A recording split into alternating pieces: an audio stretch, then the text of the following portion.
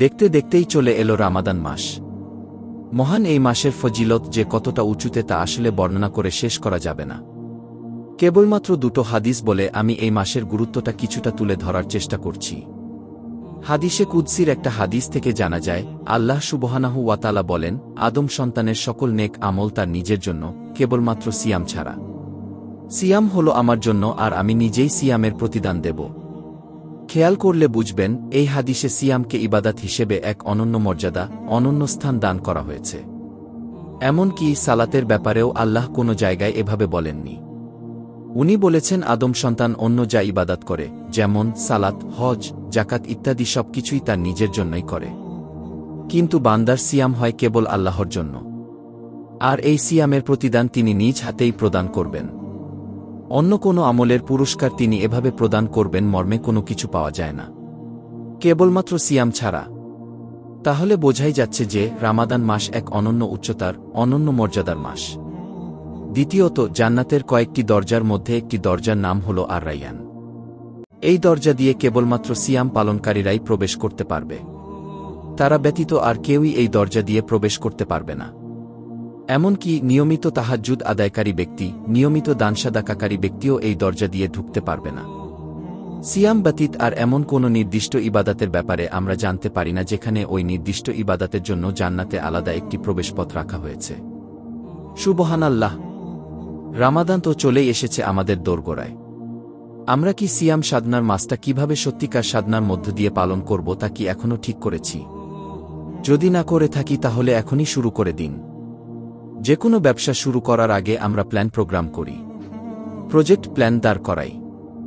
রামাদান মাসও কিন্তু উত্তম একটা ব্যবসার মাস। এই মাসে বান্দা ব্যবসা করে আল্লাহর সাথে। আর আল্লাহর সাথে যে ব্যবসা, কতই না উত্তম সেটি। সেই ব্যবসার নির্দিষ্ট কোনো লক্ষ্য থাকবে না, কোনো প্রজেক্ট প্ল্যান থাকবে না, তা কি করে হয়? চলুন দেখা যাক কিভাবে আমরা আমাদের রামাদানটাকে একটা মধুর রামাদান হিসেবে কাটাতে পারি, ইনশাআল্লাহ। শুরুর আগে আপনি নিশ্চয় ঠিক করে রেখেছেন যে আসন্ন রামাদানের সময়গুলোকে একেবারে টপ টু বটম কাজে লাগাবেন, তাই না?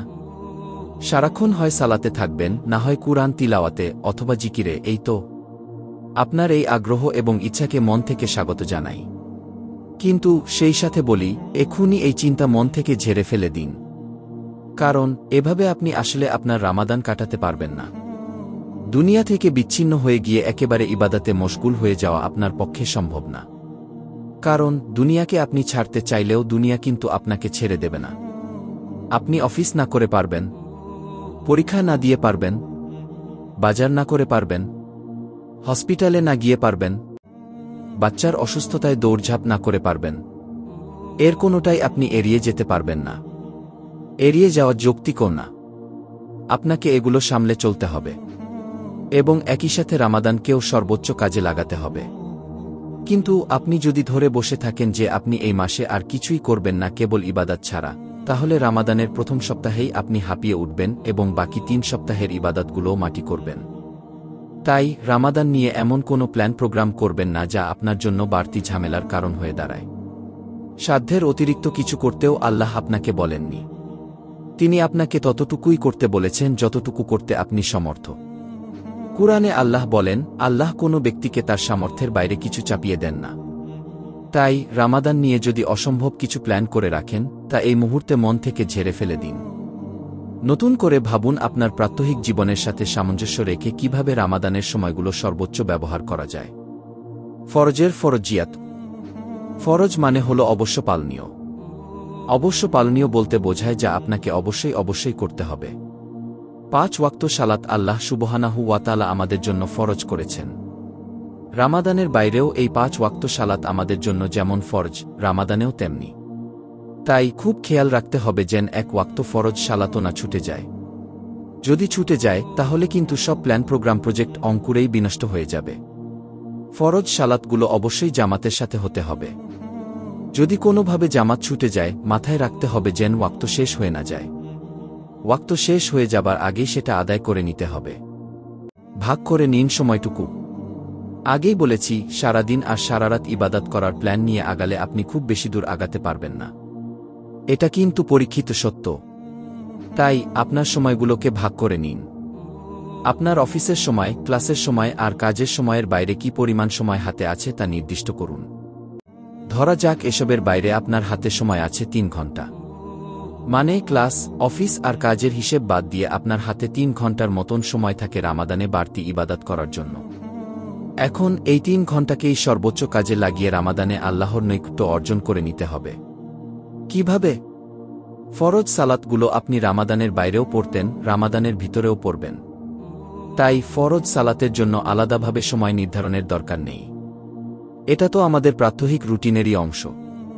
ফরজ সালাতের সাথে সাথে যে সুন্নত এবং নফল সালাত আছে সেগুলোও আমরা কিন্তু কম বেশি সকলেই পড়ি বা পড়ার চেষ্টা করি। তাই এগুলোর জন্য বাড়তি সময় নির্ধারণেরও দরকার নেই। এগুলোও প্রাত্যহিক রুটিনের অংশে পড়ে যায়। বাকি থাকে সালাতের পরের জিকিরগুলো, তাই না? ফরজ সালাতের পরে আমরা চেষ্টা করতে পারি সুন্নাহ সম্মত জিকিরগুলো করে নিতে।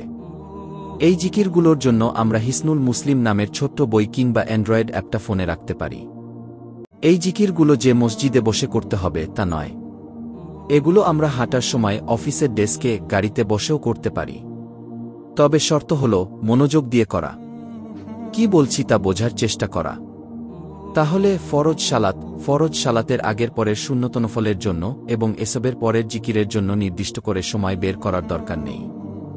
রামাদান আগেও এগুলো আমরা করতাম, রামাদানের মধ্যেও করব, ইনশাআল্লাহ।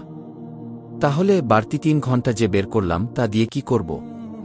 হ্যাঁ, এই সময়গুলো হবে আমার জন্য বাড়তি বিনিয়োগ। এই 3 ঘন্টার 1 ঘন্টা আমি কুরআন তিলাওয়াতে কাটাতে পারি, অথবা আধ ঘন্টা কুরআন তিলাওয়াত আর আধ ঘন্টা উক্ত আয়াতগুলোর অর্থ, শানে নুজুল এবং তাফসির পড়ে কাটাতে পারি। এভাবে যদি প্রতিদিন আমি অন্তত 20 আয়াত করেও পড়তে পারি, তাহলে 1 মাসে, মানে পুরো রামাদান মাস শেষে আমি 6-7টি আয়াত তিলাওয়াত করা শেষ করব, অর্থ, শানে নুজুল এবং তাফসির সহ। এটা একেবারে খুবই মিনিমাম হিসেব।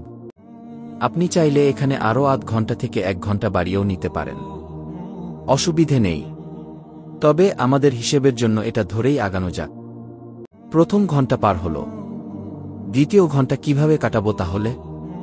এই 1 ঘন্টা পুরোটাই তাহাজ্জুদের সময় দেন। অর্থাৎ এই 1 ঘন্টার পুরোটা আপনি তাহাজ্জুদ পরেই কাটাবেন। 1 নাগারে নয়, 2 রাকাত করে করে আগাবেন। প্রতি 2 রাকাতের পর 5 থেকে 10 মিনিট বিরতি। সেই বিরতিতে দরুদ পাঠ, জিকির আজকার এবং মুনাজাতে আল্লাহর কাছে চোখের পানি ফেলে গুনাহ থেকে মাফ চেয়ে নিতে পারেন। আপনার মনের যত আশা আকাঙ্ক্ষা, যত বাসনা তার সবটাই আল্লাহকে খুলে বলে ফেলুন নিশ্চিন্তে। তিনি আপনার অভিযোগ, অনুযোগ, আবদার সবকিছু শুনতে পছন্দ করেন। তৃতীয় ঘন্টা কাটাতে পারেন হালাকায়। পরিবারের সদস্যদের নিয়ে হালাকার আয়োজন করতে পারেন। সেই হালাকায় বিভিন্ন ব্যাপারে কথা বলতে পারেন। রিয়াদুস সালেহিন থেকে টপিক ভিত্তিক হাদিসের অনুবাদ শোনাতে পারেন সবাইকে, সম্ভব হলে ব্যাখ্যাও। এই হালাকায় সালাতের গুরুত্ব, রামাদানের গুরুত্ব, জাকাত ফিতরার গুরুত্ব, রিয়া, গীবত, চগলখুরির এবং মিথ্যা বলার পরিণাম ইত্যাদি বিষয়ে আলাপ আলোচনা করতে পারেন।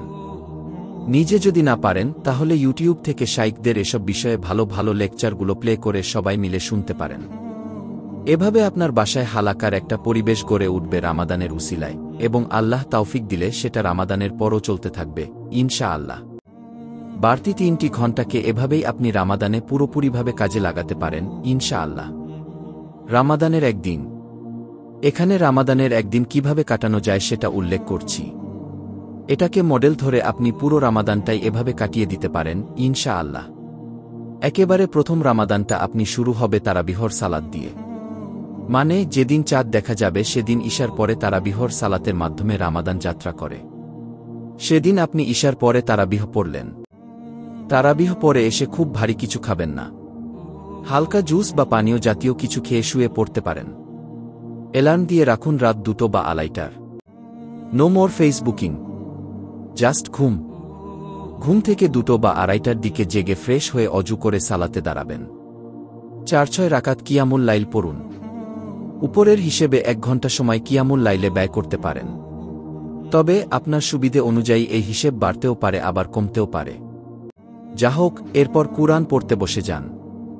কিছুক্ষণ কুরআন পড়ে সেহেরির জন্য উঠে পড়ুন। সেহেরি একটু দেরি করে খাওয়াই সুন্নাহ, এতে বারাকাহ থাকে বেশি।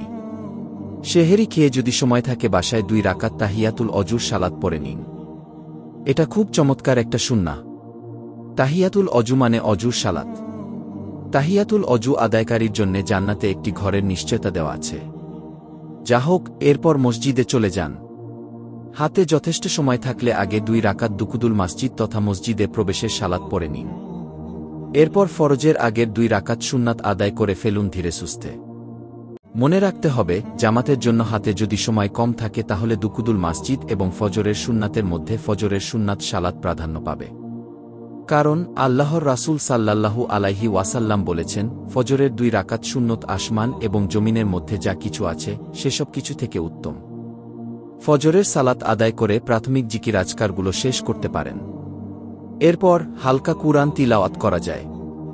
সূর্যোদয়ের জন্য অপেক্ষা করুন। অপেক্ষার সময়টুকুতে কুরআন তিলাওয়াত চালিয়ে যেতে পারেন। এরপর সূর্যোদয়ের আনুমানিক 10 থেকে 15 মিনিট পরে ইশরাকের সময় শুরু হয়।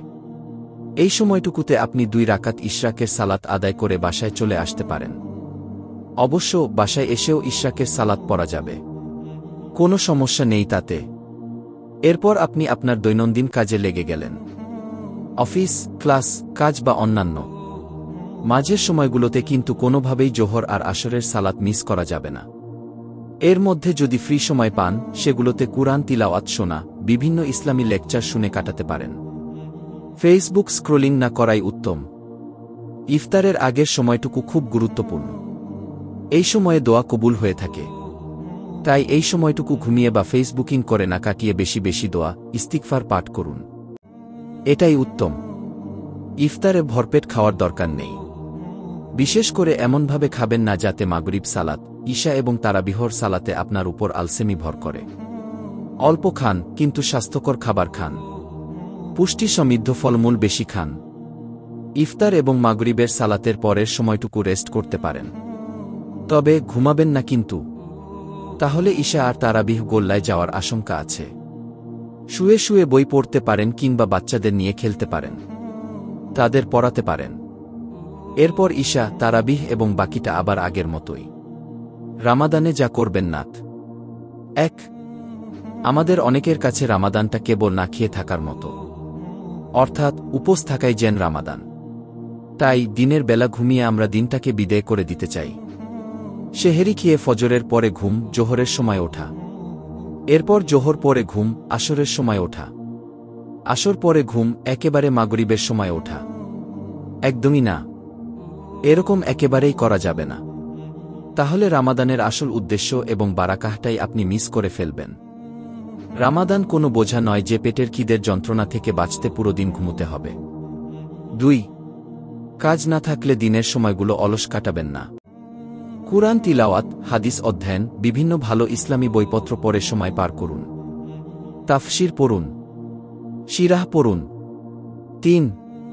টিভি দেখা বন্ধ করতে পারলে খুব ভালো হয়।